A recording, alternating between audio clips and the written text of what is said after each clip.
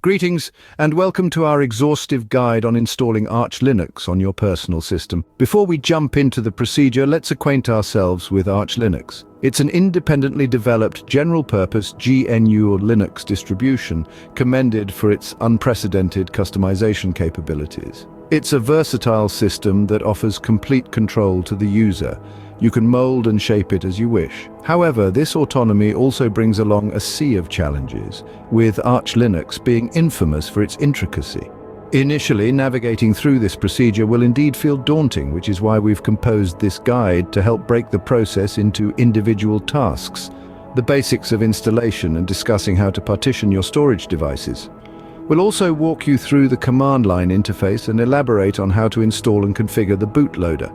Finally, we'll guide you through troubleshooting common errors that users often encounter during the installation process. Without further ado, let's delve into the world of Arch Linux. As we begin, there are several things you need to tick off your list. First and foremost, we need to discuss system requirements. Although Arch Linux may be lightweight, it is recommended to have at least 512 megabytes of RAM and 2 gigabytes of storage space. Secondly, it is essential to have an active internet connection, which will be required for downloading and installing packages during the setup process. You will also need a USB drive or DVD to create the installation media. Ensure it has enough space for the Arch Linux ISO, which is approximately 600 megabytes. We must not forget to back up your data either. This step is often overlooked, but it's incredibly important. Errors and crashes can occur at any time, and it's wise to store your valuable data safely elsewhere. With these fundamentals in place, you are ready to commence the installation process. The first step in the installation process is to download the Arch Linux ISO. Let's dive right into it. First, we need to head over to the Arch Linux website. Once there, you'll find a download tab at the top of the page. Click on it and you'll be taken to a page with a list of download options. We recommend using the BitTorrent download option, as it is usually the fastest and most reliable method. However, if you're using a slightly different method, or if you're encountering errors with the BitTorrent, any of the files listed on the host website will work just fine. After the download is complete, you'll have an ISO file. Think of this as a digital equivalent of a physical disk. Now all we need is to transfer this ISO file to a USB or DVD to create bootable media. We'll need a program called Etcher. You may know that several other free options are available, such as Rufus for Windows and DD for Linux. Just install one of these tools and open it, then select the ISO file you downloaded and choose the USB drive you want to use. Then click Start or Flash, and the tool will do the rest.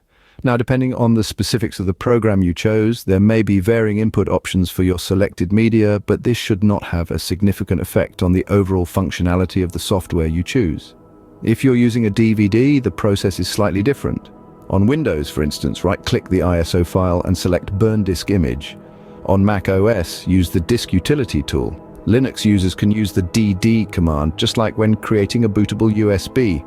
Note that it's quite common to encounter errors during this process. One common issue is the ISO file is not valid error. This usually happens if the download was interrupted or the file is corrupt.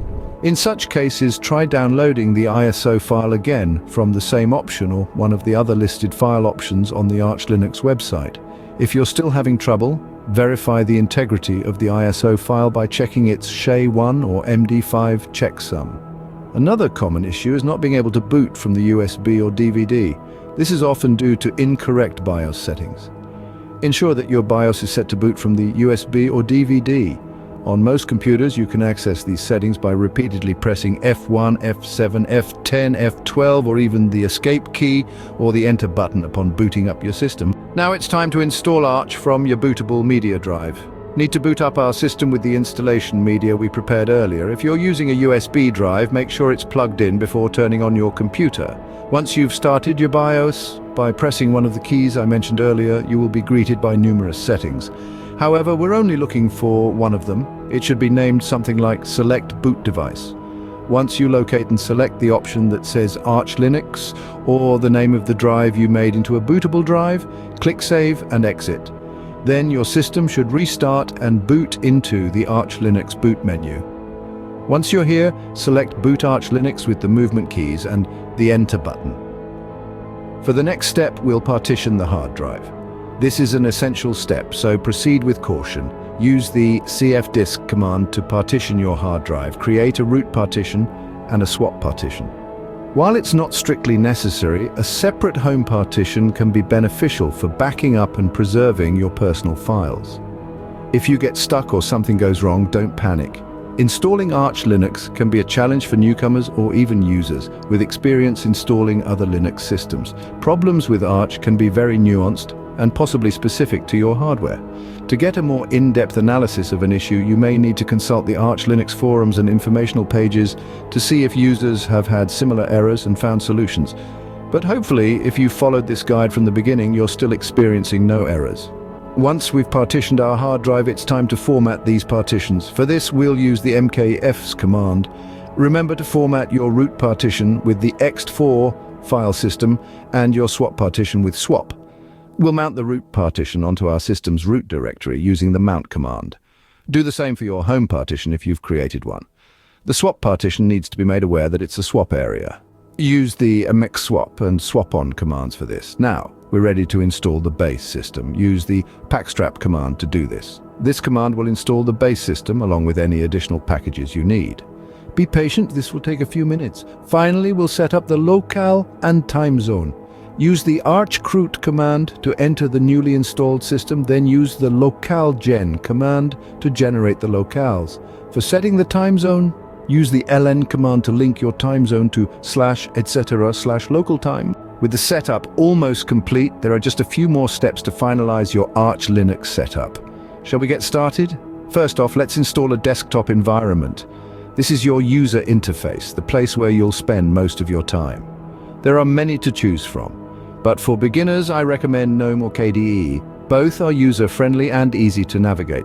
To do this, use the command sudo pacman, su, to update your system, then use the command sudo pacman sxorg to install the display server.